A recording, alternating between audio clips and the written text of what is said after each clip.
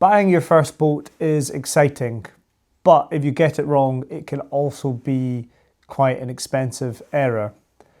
This video is about the mistakes that we see all the time, being a marine boat selling business, and some useful tips on how to avoid getting it wrong.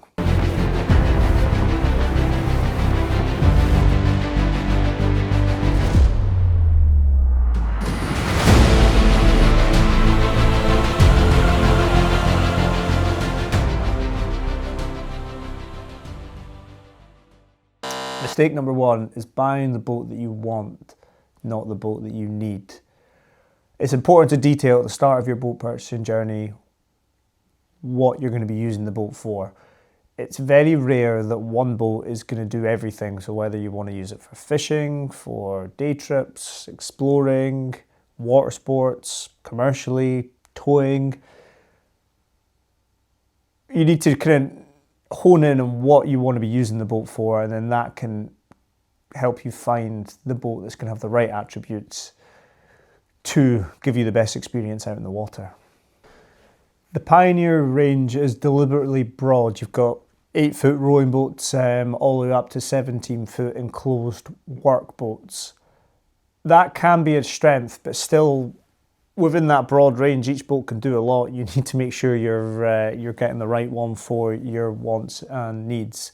The expression is actually from my father. He says that customers buy the boat that they want, not the boat that they need. So you need to visualize your day on the water. How do you see yourself handling the boat? What do you see yourself using? And that will give you a clearer indication of where you need to be. People focus on the purchase price, which quite rightly, you need to have the money in order to buy the boat. But unfortunately, that is just the beginning of boat ownership. You've got trailers to think about, you've got maintenance, you've got storage, you've got servicing, you've got downtime. These are sort of hidden costs of boat ownership that if you've never owned one before, you might not necessarily know exists. It's not complicated to own a boat, but it's certainly not free as well. That's why the Pioneer polyethylene range is quite a sensible choice for first-time boaters, because you're buying that strong single-piece polyethylene hull. It's impact and shock resistant, so you're going to have less repairs. You don't need to worry about gel coat repairs. The maintenance on it is non-existent. Maybe give it a power wash every now and again.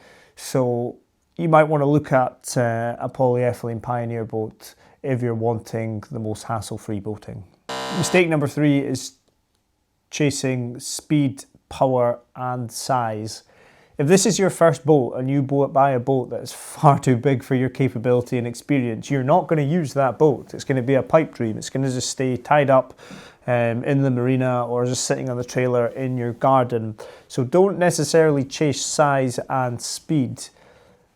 Remember, your first boat doesn't necessarily need to be your last boat, so it's almost better to start a little bit smaller and then trade up. If you buy from a reputable brand like Pioneer Boats, I know in the UK there's a huge demand for second-hand Pioneer boats. So if you think, right, I might start at the Pioneer 14 Active and then one day end up with a Pioneer Multi, that 14 Active in a few years' time will still sell reasonably well and won't depreciate a huge amount. So that's something to bear in mind. But I'm going to kind of contradict myself slightly here. A lot of customers will say, right, I'm going to buy a Pioneer 16 Explorer, which is rated up to 60 horsepower, but I'm just going to put a 40 horsepower on it to try and cut some costs. I say to customers, buy the biggest engine that you can afford. You don't want to be sitting in your Pioneer 16 Explorer with your 40 horsepower zooming along thinking, I wish I had a 50 or a 60 horsepower. So you don't want that lingering doubt on the water. So although I say don't chase power, once you've decided, right, that's the boat for me, I'm happy trailering that boat, launching and recovering that boat, that's going to fit me, the dog, the wife, whatever, I would go for the biggest engine you can afford in that model, just so you have no lingering doubts in your mind. Hello, James Hogan here from Caley Marina, bringing you the best tips and tools to help build the right Pioneer boat for you. On this channel we do Pioneer boat reviews and engine reviews, so you should consider subscribing. If there's a video you'd like to see from us in the future, please feel free to comment below. Mistake number 4 is overlooking the practicalities. How are you going to launch and recover the boat? Where are you going to store the boat? Who's going to maintain the boat? What happens if something breaks on the boat?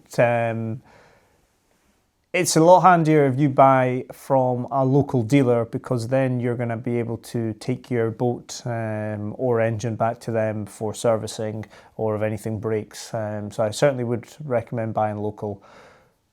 Mistake number 5 is not thinking about resale. It's unlikely that you're going to buy your first boat that, right, that's me set up for the rest of my life. I don't want anything bigger, I don't want anything smaller, because as you move on, your needs and your capabilities and what you want to do with the boat, as your experience builds, you might get a bit more adventurous. It all changes.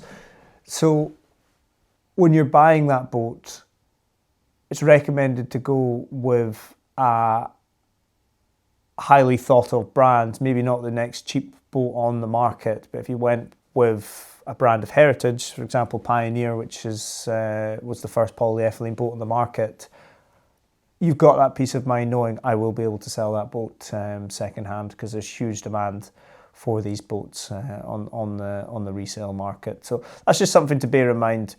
This might not be your forever boat, so maybe don't go too niche, don't go too specific design, funky colours, all the rest of it. Pick a boat which suits you, but you've got in the back of your mind, I will be able to sell that in a few years' time. Mistake number 6, assuming new means hassle-free.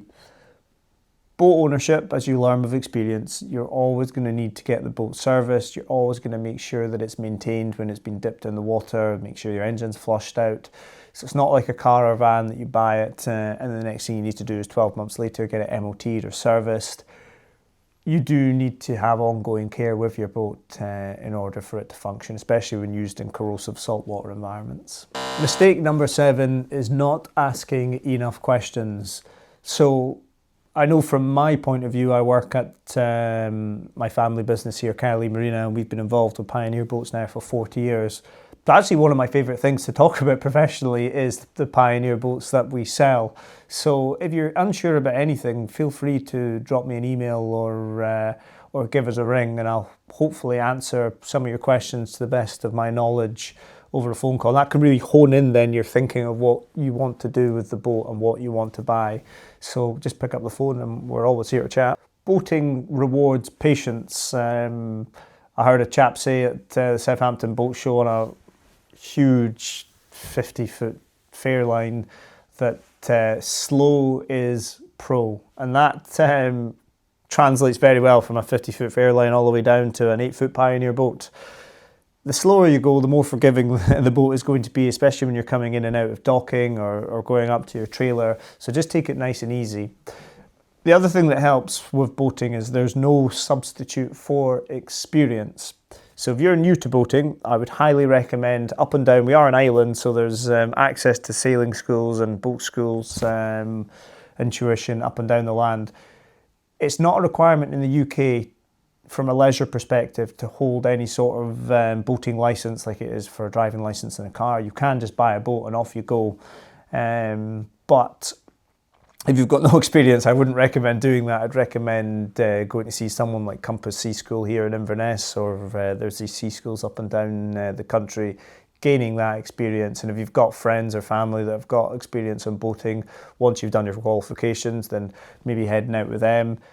Picking your battles for your first launch. Maybe just go for a small lake or loch or some inland water. Don't try and do anything too adventurous till you build your confidence.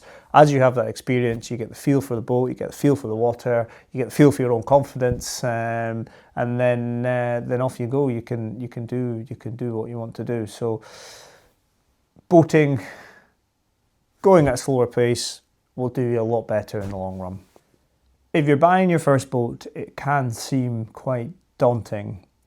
That's why a little bit of technical advice from ourselves here at Caley Marina or any other sort of boat broker up and down the land can help narrow down your focus and guide you to what the right boat will be. So yes, it can be daunting, but just pick up the phone, get in contact, and we'll soon help you out.